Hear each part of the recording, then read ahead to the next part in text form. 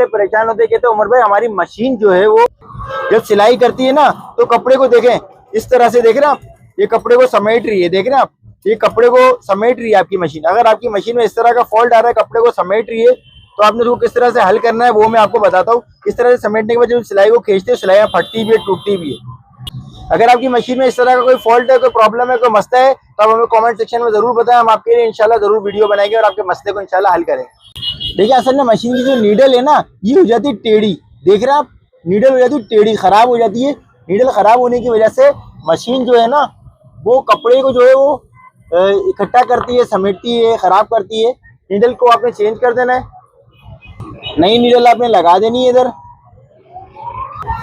अब देखिए needle change करने के बाद जो मशीन पहले कपड़े को समेट रही थी, अब ये कपड़ा बिल्कुल स्ट्रेट फॉरवर्ड कर रही है, और जो शिकायत थी वो अब माशाल्लाह से जो है वो दूर हो चुकी है, और मशीन जो है वो माशाल्लाह से एक्यूरेट हो चुकी है, देख सकते हैं आप।